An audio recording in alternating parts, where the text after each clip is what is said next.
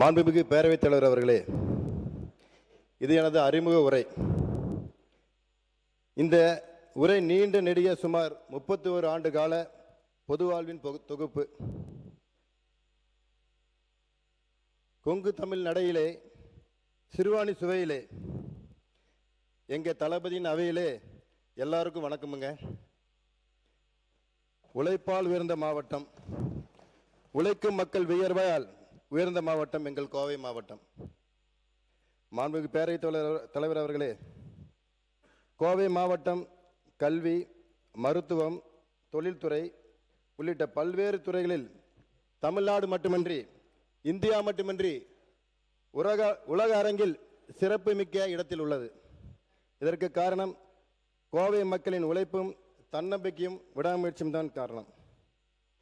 இந்த மக்களின் பிரதிநிதியாக இன்று இந்த மாமன்றத்தில் நிற்பதில் பெருமை அடைகின்றேன்.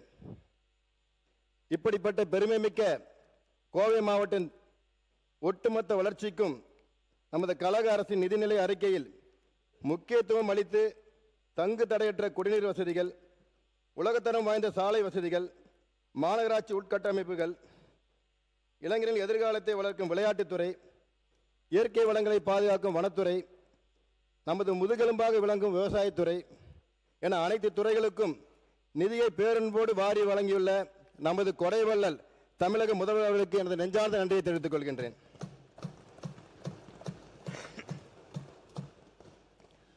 மாண்புமிகு பேரவைத் தலைவர் அவர்களே, நான் எனது இளம் வயதிலேயே 31 ஆண்டுகளுக்கு முன்பு தளபதி அவர்கள் மீது கொண்ட ஈர்ப்பு பற்றால் ஏற்படுத்தி கொண்ட பந்தம்.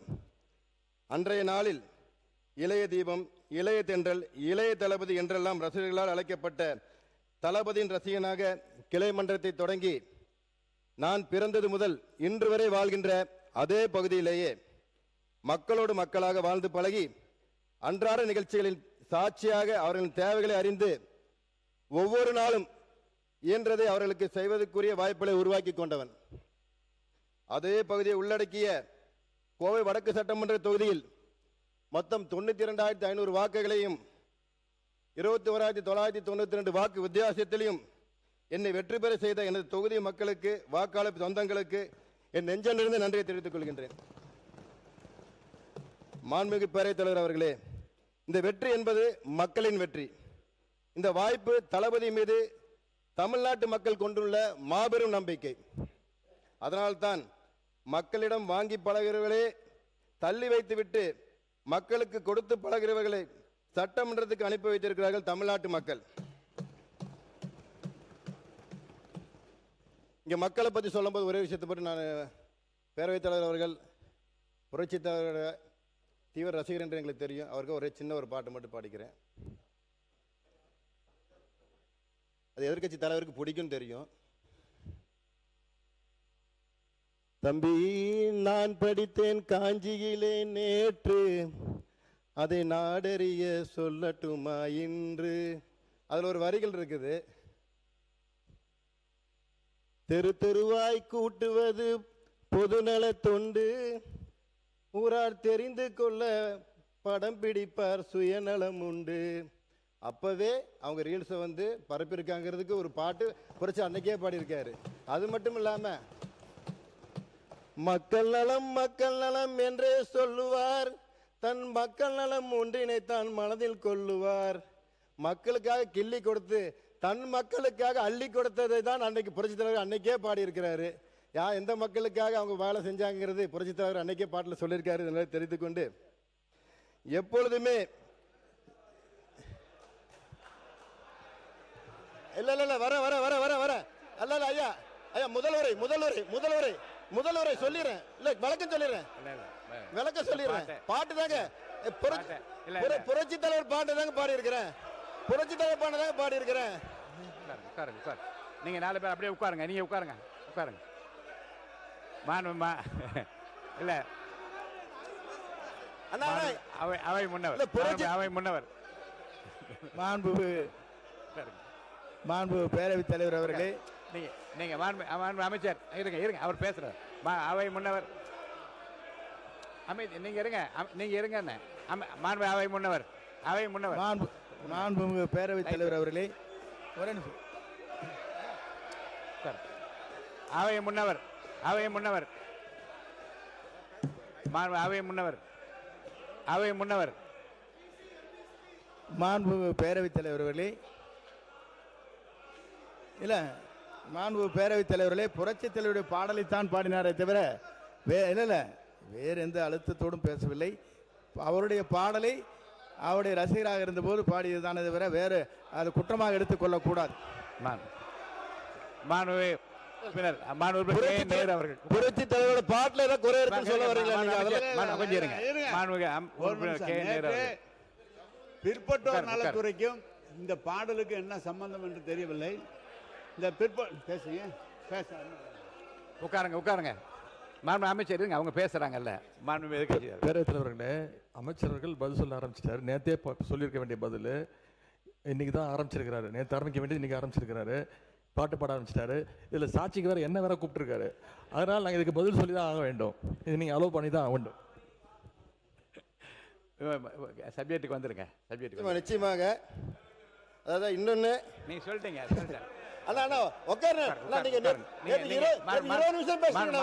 அமைச்சர் நீங்க பேசுங்க. நீங்க பாருங்க, அங்கெல்லாம் பதில் சொல்லக்கூடாது. நீங்க பாருங்க அமைச்சர், நீங்க தொடர்ந்து உங்க பேச்சை பேசுங்க. சப்ஜெக்டுக்குள்ள வாங்க. சப்ஜெக்ட் தான் வரங்க ஐயா. பேரவைத் தலைவர் ஐயா, உங்களுக்காக தான் பாருங்க, நீங்க எவ்வளவு அழகா சப்போர்ட் பண்ணி. அமைச்சர் குறுக்க பேசாம பதிலுக்கு வாங்க. அப்புறம் கிளைமேக்ஸ் முன்னாடியே சொல்லிட்டீங்கன்னு சொன்னாங்க. நகைச்சுவைக்கு தான் சொல்றேன், தப்பாலாம் இல்லை. முன்னாடி கிளைமேக்ஸ் சொல்லிட்டீங்களே, எப்போ எப்படி படம் ஓடாதுன்னு சொல்றீங்களான்ட்டு. எல்லாருக்குமே தெரியும் இந்த படத்தோட ஹீரோ யாருன்னு. எங்க படம் எப்படி ஓடுன்னு உலகத்துக்கே தெரியும். நாங்க சொல்லிதான் தெரியும்னு அவசியம் இந்த உலகத்துக்கு இல்லை. எங்க படத்தோட ஹீரோ யாருன்னு உலகத்துக்கே தெரியும். எப்போதுமே சூரியன் தாக்கத்திலிருந்து தன்னை காத்துக்கொள்ளும் கோவை இந்த முறையும் விசிலின் வழியாக அது நிரூபித்திருக்கிறது. 10 தொகுதியில் 6 தொகுதியில் வெற்றியை வாரி வழங்கிய கோவை மக்களுக்கு நெஞ்சான நன்றியை தெரிவித்துக் கொள்கின்றேன். நமது முதல்வரின் ஆட்சி, நமது தமிழக வெற்றி கழகத்தின் ஆட்சி தமிழகத்தில் என்றும் நிலைத்திருக்க எனது தொகுதியில் அனைத்து துறையின் திட்டங்களையும் கொண்டு வர உறுதியாக நான் உழைப்பேன் என்பதை தெரிவித்துக் கொள்கின்றேன். மாண்புமிகு பேரவைத் தலைவர் அவர்களே, இதனால் இவன் முடிக்கும் என்றாய்ந்து அதனை அவன் கண் விடல் எனும் ஆதிவன் திருவள்ளுவர் குரலுக்கேற்ப லஞ்சம் கேட்டால் கொடுக்க வேண்டாம். ஏன்னா இந்த ஆட்சி எங்க அண்ணோட ஆட்சி, என் தம்பியோட ஆட்சி, என் பிள்ளையோட ஆட்சி என்று சொல்லக்கூடிய முதல்வர் அவர்களே, ஊழல் செய்ய மாட்டோம், ஊழல் செய்ய விட மாட்டோம், ஊழல் செய்தவர்கள் விட மாட்டோம் என்ற இந்த மாமன்றத்திலே சிங்கம் போல் கர்ஜித்த சி ஜோசப் விஜய் எனும் நான் என்ற நம்ம முதலமைச்சரை தேர்ந்தெடுத்த மானமிக்க தமிழக மக்களுக்கு கோடான கோடி நன்றியை தெரிவித்துக் கொள்கின்றேன். மாண்புமிகு பேரவைத் தலைவர் அவர்களே, இந்த நேரத்திலே தமிழக வெற்றி கழகத்தின் பொதுச் செயலாளரும் மாண்புமிகு ஊரக வளர்ச்சித்துறை மற்றும் நீர்வளத்துறை அமைச்சரும் எனது அரசியல் ஆசானமான எனது அண்ணன் ஆனந்தன் அவர்களை வணங்குகின்றேன். 12 ஆண்டுகளுக்கு முன்பு ஆனந்தன் அவர்கள் என்னிடம் கூறிய ஒரு விஷயத்தை மாவட்டத்தில் பதிவு செய்ய விரும்புகின்றேன். தமிழக முதலமைச்சராக தலைவர் தளபதி விஜய் அவர்கள் வெகு விரைவில் அறையில் அமர்வார். அந்த நேரத்தில் அன்றைக்கும் ஆளும் கட்சியினர் தான் எதிர்க்கட்சி வரையில் அமர்ந்திருப்பார் என்று ஒரு தீர்க்கதரிசியை போல் சொல்லியிருந்தார்.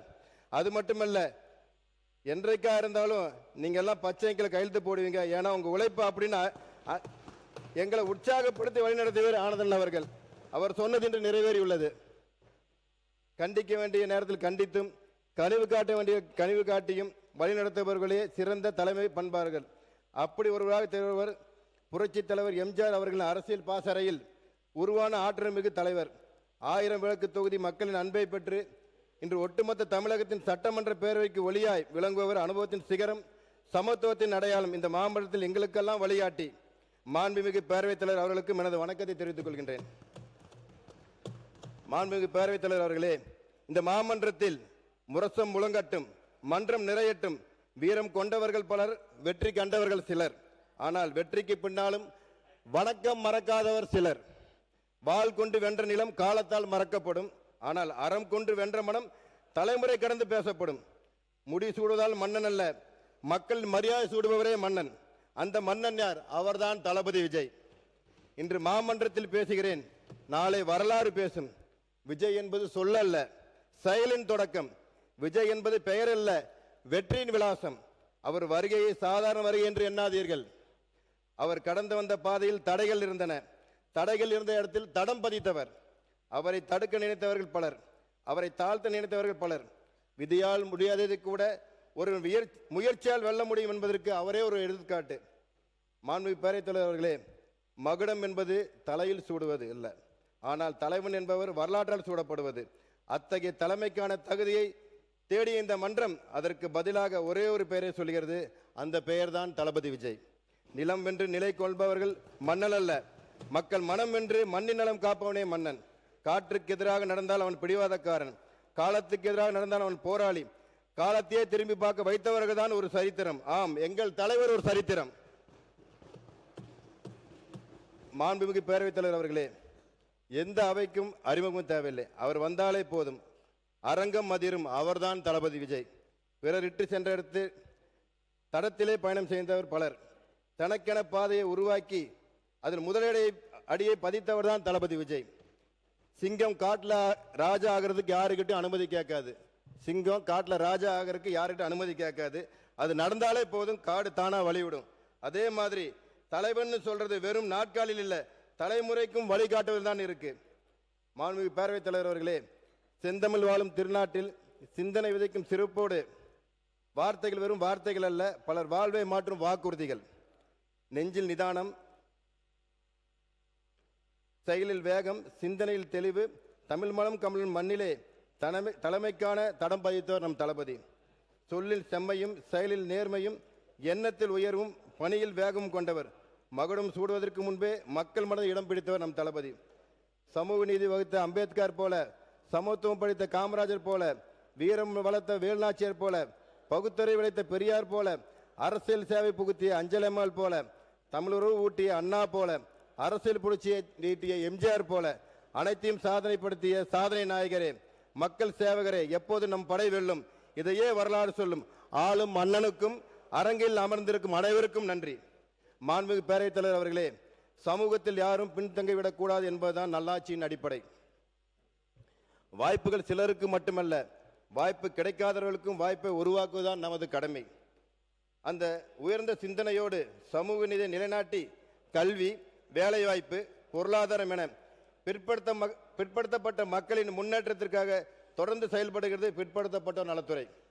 உயர்ந்தவர் தாழ்ந்தவர் என்று வேறுபாடு இல்லாமல் ஒவ்வொரு குடும்பமும் முன்னேற வேண்டும், ஒவ்வொரு இளைஞனும் கனவு நனவாக வேண்டும், அதுவே நமது வளர்ச்சி என்று உறுதியுடன் கூறும் மாண்புமிகு முதலமைச்சர் அவர்கள் தலைமையிலே சமூக நீதியும் சமத்துவமும் கொண்ட ஒரு புதிய பாதையை நோக்கி தமிழ்நாடு முன்னேறுகிறது. முன்னேறியவர்களின் வெற்றியை பாராட்டுவது மட்டும் ஆட்சி அல்ல, முன்னேற வேண்டியவர்கள் கையை பிடித்து அவர்களை முன்னேற்றுவதுதான் நல்லாட்சி. ஒரு மாணவரின் கல்வி, ஒரு இளைஞரின் வேலை வாய்ப்பு, ஒரு குடும்ப பொருளாதார முன்னேற்றம், இவை அனைத்துமே சமூகத்தின் ஒட்டுமொத்த வளர்ச்சியின் அடையாளங்கள். வாய்ப்பு கிடைத்தால் திறமை வெல்லும், திறமைக்கு வழி அமைத்தால் சமூகம் வெல்லும்.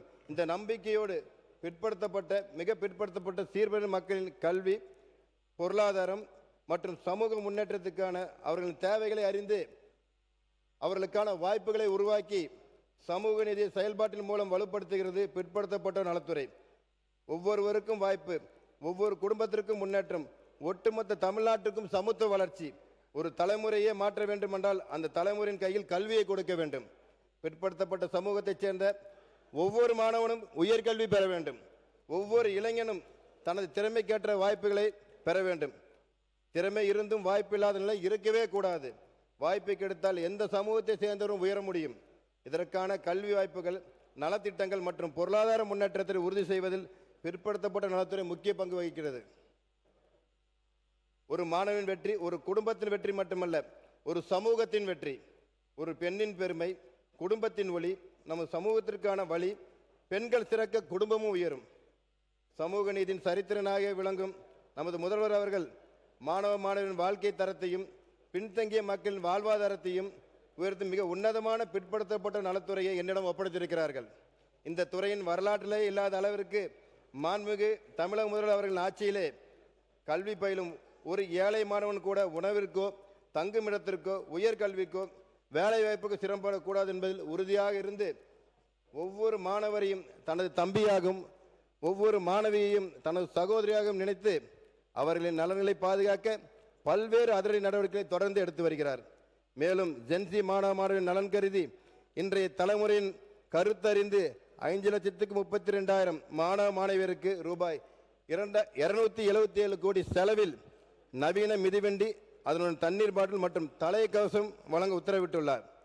தலைக்கவசத்தை அணிவதன் மூலம் மாணவ பருவத்திலேயே சட்டத்தை மதிக்கவும் உயிரை பாதுகாக்கவும் பழகும் மாணவ மாணவி பிற்காலத்தில் நல்ல சமுதாயத்தை உருவாக்கல் என்பது உறுதி செய்துள்ளார்.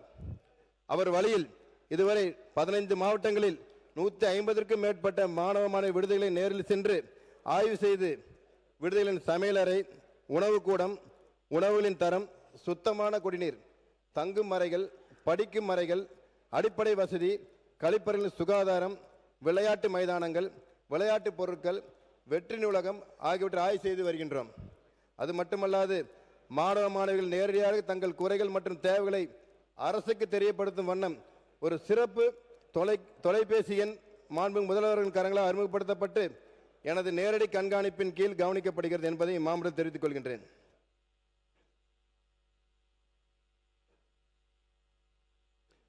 ஒரு புதிய அரசு பொறுப்பேற்ற பின்பு பிற்படுத்தப்பட்டோர் நலத்துறை மேற்கொள்ள முக்கிய நடவடிக்கைகள் பின்வருமாறு: 2026-27 கல்வியாண்டில் அரசு உதவி பெறும் மற்றும் பகுதியாக நிதியுதவி பெறும் பள்ளிகளில் 11ஆம் வகுப்பு பயிலும் சுமார் 5,32,388 மாணவர்களுக்கு தலைக்கவசம் மற்றும் தண்ணீர் பாட்டிலும் கூடிய நவீன மிதிவண்டிகளை ரூபாய் 277 கோடி மதிப்பீட்டில் வழங்க அரசாணை வெளியிடப்பட்டுள்ளது.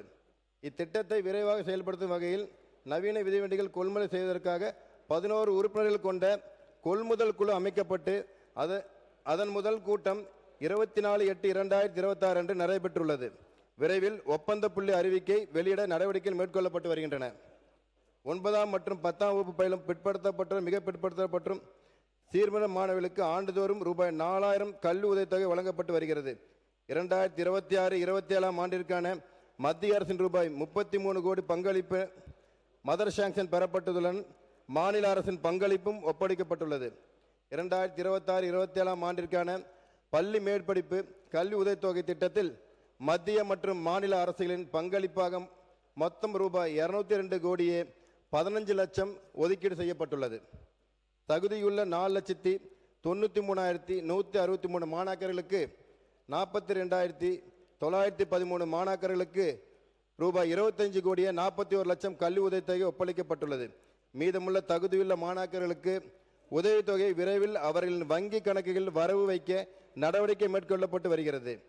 துறையின் கீழ் செயல்படும் 1310 சமூக நீதி விடுதிகளில் மாணாக்கர்களின் பாதுகாப்பை மேலும் வலுப்படுத்தும் வகையில் HMIS hostel management information system மூலம் கண்காணிப்பு கேமராக்கள் மற்றும் முக அங்கீகார அடிப்படையிலான பயோமெட்ரிக் கருவிகள் பொருத்தப்பட்டு வருகின்றன. இதுவரை 577 விடுதிகளில் இவ்வசதிகள் ஒருங்கிணைக்கப்பட்டு மாணாக்கரின் வருகை உள்ளிட்ட விவரங்களை தொழில்நுட்பத்தின் மூலம் கண்காணிக்கப்பட்டு வருகின்றன. மாணாக்கரின் நலன், பாதுகாப்பு மற்றும் கண்ணியமான தங்குமிடத்தை உறுதி செய்வதில் மாண்புமிகு முதலமைச்சர் அவர்களின் தனிப்பட்ட கவனம் செலுத்தி வருகிறார். விடுதிகளில் உயர்தர சுகாதாரம், தூய்மை, பாதுகாப்பு, உணவு தரம் மற்றும் அடிப்படை வசதிகளை உறுதி செய்ய நேரடியாக ஆய்வு மேற்கொண்டு அலுவலர்களுக்கு உரிய அறிவுரைகள் வழங்கப்பட்டுள்ளன.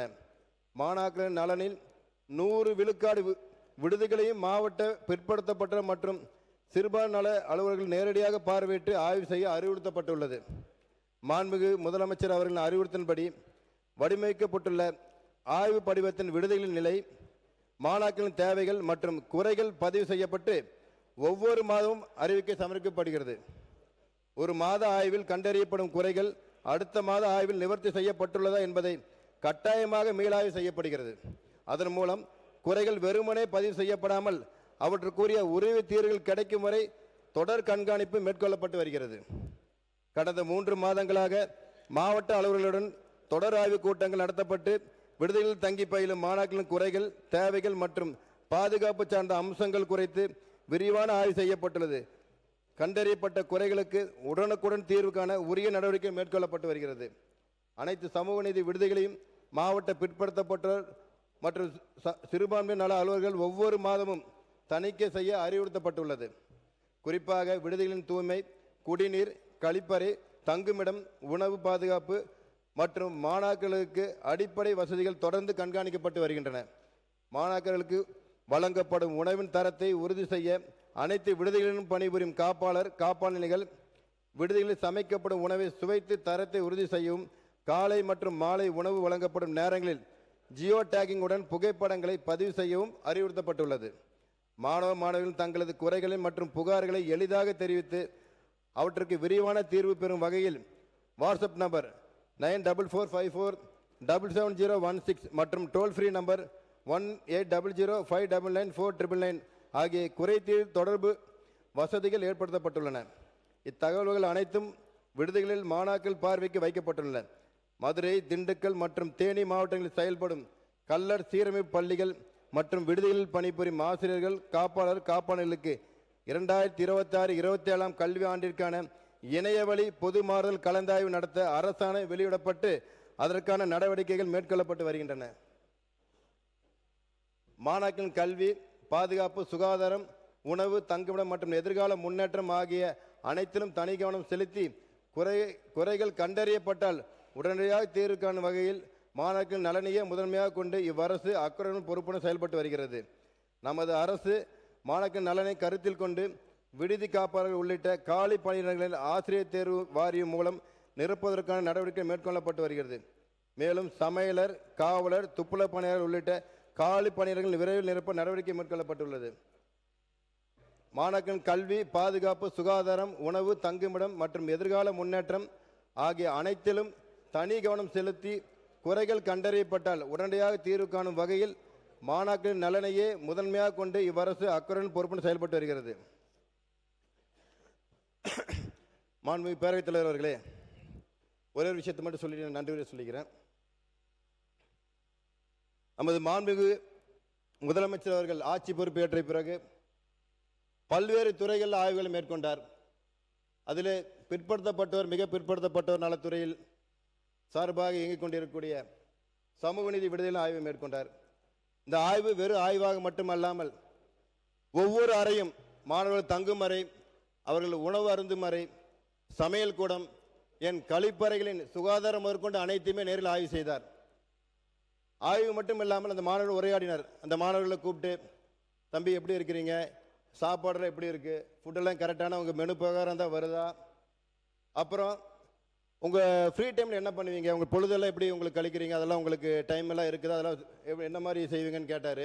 அதுக்கு அந்த மாணவர்கள் சொன்னாங்க, ஆனால் எங்களுக்கு இங்கே இண்டோர் கேம்ஸ் விளையாடுறோம், கேரம் போர்டு, செஸ்லாம் விளையாடுறோம் அப்படின்னாங்க. எங்களுக்கு வெளியே ஒரு ஷட்டில் கார்க் விளையாடுற மாதிரி வாலிபால் கோர்ட்டு அமைச்சு கொடுத்தீங்கன்னா எங்களுக்கு ஒரு நல்லா எங்களுக்கு உபயோகமாக இருக்கும், அதை விருப்பப்படுறோன்னாங்க. அதுக்கு உண்டான இடம் அங்கே இருக்கான்னு கேட்டார். இருக்குங்கிறது உறுதி செய்து உடனடியாக செய்யணும்னு சொன்னார். அப்புறம் என்னையும் மாண்புமிகு சமூக நீதித்துறை அமைச்சர் அண்ணன் வன்னியரசு அவர்கள் 2 பேர்த்தையும் அழைச்சி மாண்பு முதலமைச்சர் அவர்கள் சொன்னார், இங்கே வந்திருக்கக்கூடிய மாணவர்கள் ரொம்ப தூரத்துலேருந்து வந்திருக்கிறாங்க, பல கனவுகளோடு வந்திருக்கிறாங்க, அவங்களோட குடும்பத்தோட வாழ்வாதாரத்தை உயர்த்தணும், தங்களின் ஏழ்மையை மாற்றணும், தங்களை எதிர்காலத்தை நல்லபடியாக உருவாக்க வேண்டும் என்கின்ற கனவோடு இங்கே வந்திருக்கிறாங்க. அந்த மாணவர்களுக்கு அந்த கனவை நிறைவேற்றும் வகையில் நம்ம அவங்களுக்கு நல்லபடியாக இருக்கணும். அதற்கு அவங்க நல்லா படிக்கணும், நல்லா படிக்கக்கூடிய வாய்ப்பை, அந்த சூழ்நிலையை நம்ம இங்கே உருவாக்கி கொடுக்கணும். அது நம்மளோட முதன்மை கடமையாக இருக்கணும்னு சொன்ன ஒரு முதல்வர் தான் நம்ம முதல்வர் அவர்கள். கிராமத்தில் ஒரு பழமொழி சொல்லுவாங்க, சாமியே வரம் கொடுத்துருச்சு, எங்களுக்கு இன்னொன்று கவலை இல்லைங்கிறது போல மாணவர்கள் நீ எல்லாம் சொல்லிட்டாங்க, முதலமைச்சர் நேரடியாக எங்களுக்கு வந்து பார்த்துட்டாரு, எங்களுக்கு எந்த ஒரு கவலையும் இல்லை, இங்கே எல்லாம் கிடைக்கும் நம்பிக்கை அந்த மக்களுக்கு இருக்குது. அந்த மாணவர்கள் அதுக்கப்புறம் நான் போய் பேசினேன். அந்த மாணவர்கிட்ட சொன்னாங்க, என்னப்பா நம்ம சிஎம் இப்போ வந்தார், உங்ககிட்ட பேசினார், உங்களுக்கு எப்படி இருக்குன்னு கேட்டேன். ஆனால் எங்களை சிஎம் பார்த்த மாதிரி இல்லைண்ணா, எங்கள் அண்ணனே எங்களை பார்த்த மாதிரி இருக்குது, எங்கள் அண்ணன் நான் பார்த்த மாதிரி இருக்குது. ஏன்னா அவ்வளோ அவர் அக்கறையாக, எங்கள் அண்ணன் வந்து எப்படி கேட்பாரு, என்னப்பா சாப்பிட்டு உடம்பு எப்படி இருக்குன்னு, அந்த மாதிரி ஒரு அக்கறையோடு விசாரிச்சு ஒரு முதல்வர் எங்களுக்கு கிடச்சிருக்காரு, எங்களுக்கு எந்த கவலையும் இல்லை, நாங்கள் நல்லா இருக்கோம் அப்படின்னாங்க. அதே போல் பல இடங்களில் வந்து புகார்கள் வந்துட்டு இருக்குன்னு ஒரு விமர்சனம் வந்தது. நிச்சயமாக சொல்கிறேன், இந்த குறைகள் முன்பிருந்தே இருந்திருக்குது. ஆனால் இப்போ சொன்னால் குறைகளுக்கு வந்து தீர்வு கிடைக்காது, இன்னைக்கு சொன்னால் தீர்வு கிடைக்க நம்பிக்கையில் இன்னைக்கு மாணவர்கள் வெளியே சொல்கிறாங்க. அந்த நம்பிக்கைக்கு உண்மையாக எங்களோட அரசு செயல்படும் என்பதை தெரிவித்துக் கொண்டு, மாண்புமிகு பேரவைத் தலைவர் அவர்களே, பிற்படுத்தப்பட்ட நலத்துறை அறிவிப்புகளை வாசிப்பதற்கு முன்பாக ஒரே ஒரு விஷயத்தை இந்த மாமன்றத்தில் தெரிவித்துக் கொள்ள விரும்புகின்றேன். 108 அறிவிப்பெல்லாம் வாசிச்சாச்சு. நன்றி நன்றி நன்றி நன்றி நன்றி நன்றி சொல்லி முடிச்சு. நன்றி நன்றி நன்றி நன்றி நன்றி. 2 மணி டைம் இருக்கு. வாய்ப்பளித்த மாண்புமிகு பேரவைத் தலைவர் அவர்களே, 108க்கு மட்டும் ஒரு விளக்கம் மட்டும் சொல்லிடுறேன். சின்னதாக 2 ஒரே நிமிஷம் தாங்க, நீ டைம் வேணா பார்த்துங்க, அதுக்கு மேலே நான் எடுத்துக்க மாட்டேன். ஆனால் காலம் பொன் போன்றது எங்களுக்கும் தெரியும். 108க்கு ஒரு வரலாறு இருக்குது. எப்பொழுது மக்கள் 108 நினைப்பார்கள், தங்கள் ஆபத்து காலங்களிலும் தங்களை பாதுகாத்து கொள்ளவும் உயிர் காக்கும் சேவையை பெறும் அழைக்கும் எண் 108. ஆபத்து காலங்களில் 108 அவசர உதவி போல தமிழக மக்கள் தங்கள் அச்சத்தையும் பிரச்சனைகளையும் போக்க தமிழக வெற்றி கழகத்துக்கு 108 எம்எல்ஏக்களை பரிசாக வழங்கியுள்ளார்கள் மட்டும் தெரிவித்துக் கொண்டு வாய்ப்பளித்த மாண்பு பேரவைத் தலைவர் அவர்களுக்கும் எனக்கு வாய்ப்பளித்து சட்டமன்றத்துக்கு அனுப்பி வைத்த கோவை வடக்கு தொகுதி மக்களுக்கும் கோவை மாவட்ட பொதுமக்களுக்கும் என் உயிரின் மேலான தமிழக வெற்றி கழக சொந்தங்களுக்கும் கடந்த ஆண்டு இதே மாதத்தில் எங்களை விட்டு பிரிந்து சென்று உடனடி சேர்ந்த மாநின்று வாழ்த்தும் எனது தந்தை வேலாயுதம் அவர்களுக்கும் எனது உயிரின் மேலான தாய்க்கும் என்னுடைய ரசிகர் மன்றத்தின் வழிகாட்டியாக தெய்வ திரு டி என் தாமோதரன் அவர்களுக்கும் நற்பணி மன்றம் மக்கள் இயக்கம் அரசியல் பயணம் மக்கள் பணி என அனைத்திலும் என்னுடன் துணை நிற்கும் எனது அன்பு மனைவி மற்றும் ஆசை குழந்தைகளுக்கும் என்னுடன் உறவாக பயணிக்கும் அனைவருக்கும் என்னோட உறுதுணையாக இருக்கும் அரசு தலைமை செயலாளர் திரு எம் சாய்குமார் ஐஏஎஸ் அவர்களுக்கும் நிதித்துறை அரசு கூடுதல் தலைமைச் செயலாளர் திரு எம் ஏ சித்திக் ஐஏஎஸ் அவர்களுக்கும் அரசு செயலாளர் திரு வி தட்சிணாமூர்த்தி ஐஏஎஸ் அவர்களுக்கும் இயக்குனர் திரு எம் பிரதீப்குமார் ஐஏஎஸ் அவர்களுக்கும் ஆணையர் திருமதி வி கலையரசு ஐஏஎஸ் அவர்களுக்கும் துறை உயர் அலுவலர் அனைத்து பணியாளர்களுக்கும் மற்றும் எனது பிற்படுத்தப்பட்டோர் நலத்துறை அமைச்சர் அலுவலக அனைவருக்கும் எனது இதயபூர்வமான நன்றியை பதிவு செய்கின்றேன். நன்றி, வணக்கம். வெட்டு தீர்மானம் திரும்ப பெற்றுக்கொண்டு அது படிச்சிருங்க.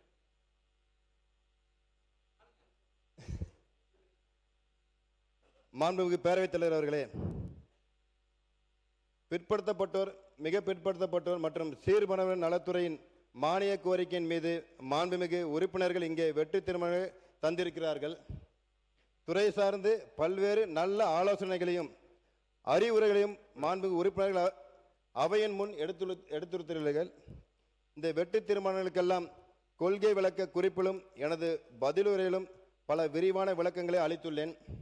எனவே இந்த பதிலுரை ஏற்று மாண்புமிகு உறுப்பினர்கள் தங்களது வெட்டு தீர்மானங்களை திரும்ப பெற்றுக்கொண்டு இந்த மானிய கோரிக்கையை நிறைவேற்றி தருமாறு மாண்புமிகு பேரவைத் தலைவர் அவர்கள் வாயிலாக கேட்டுக்கொள்கின்றேன்.